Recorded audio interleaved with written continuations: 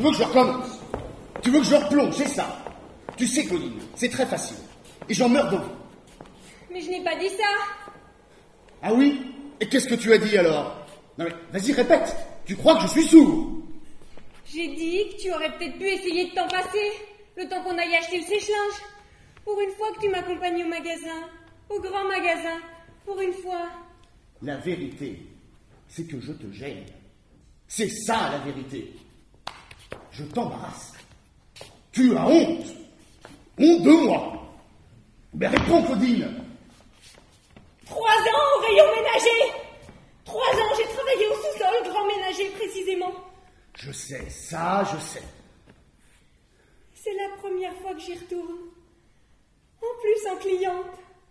En plus avec un mari. Moi qui étais vendeuse seule, la célibataire du grand ménager.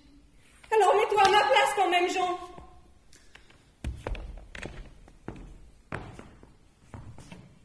Et si j'avais une canne, une béquille, un fauteuil roulant, tu me demanderais la même chose?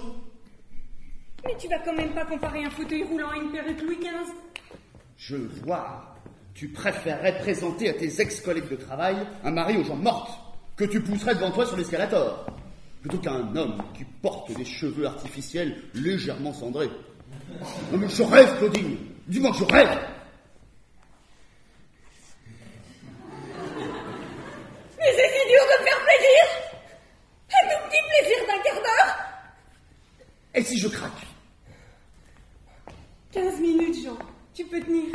Ça ne durera pas plus, promis. On dit bonjour à Monsieur Mercier, le chef de rayon. La Claudine, elle a eu son mal, la Claudine. Qui aurait pu croire ça? Quoi?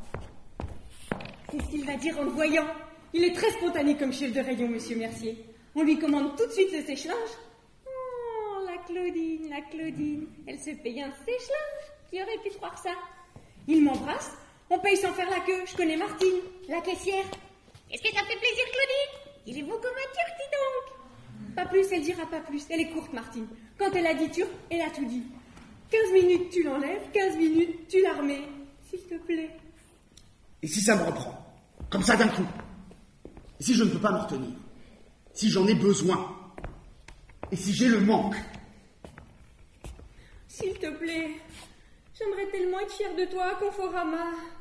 C'est un peu ma famille, Jean. Et ailleurs? Ailleurs?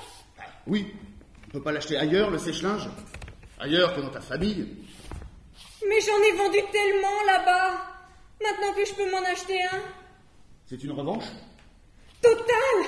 Avec un mari, c'est une revanche totale. Et si j'ai une perruque Louis XV, ce n'est pas une revanche totale. Mais non, ils vont se moquer. Ils vont dire que j'ai épousé un noble. Et c'est mal, un noble? Un noble à perruque, oui. Ça fait vieux, ça fait ancien régime. Ah, ils sont communistes à Conforama. Jean, je ne veux plus que tu me poses de questions. Je veux que tu me fasses plaisir. Plaisir au grand magasin. C'est un peu comme un voyage de noces pour moi. Comme un voyage de noces. Mais j'ai tout essayé, Claudine. Tu le sais. Tout pour arrêter de fumer. Rien n'a marché. Rien sauf la perruque Louis XV. Qu'est-ce que j'y peux? Et qu'est-ce que j'y peux?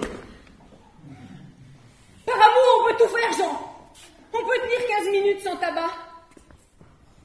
L'amour est un bouclier. La cigarette traverse l'amour chez moi. Claudine, ça fait 3 ans que je t'aime dur comme fer. Mais t'as vu la couleur de mes bronches?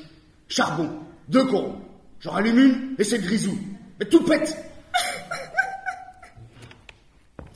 Pleure pas, mon canard. Tu l'auras, ta revanche. On va y aller, au rayon grand ménager. Et je leur expliquerai, moi, à ta famille. Et crois-moi, ils seront fiers de toi.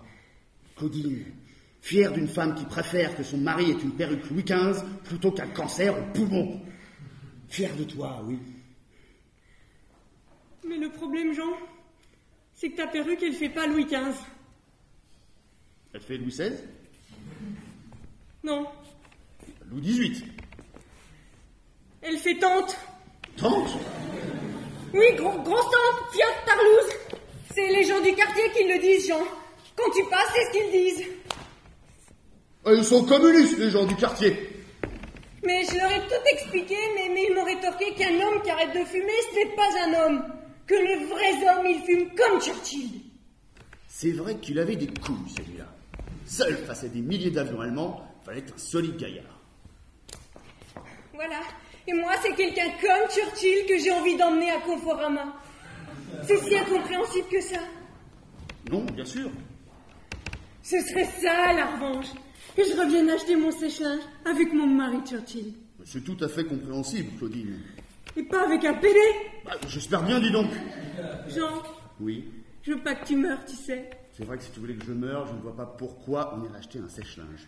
Alors, si tu gardes ta perruque au rayon ménager, est-ce qu'au moins, tu pourrais parler anglais? Ok. C'est pas assez ok. As you like? Oh, merci beaucoup! You are welcome. C'est l'orange! Happiness is letting your laundry dry at the window. Qu'est-ce que tu dis? Oh, c'est une phrase de Winston qui me revient. Pour être heureux, faites sécher votre linge à la fenêtre.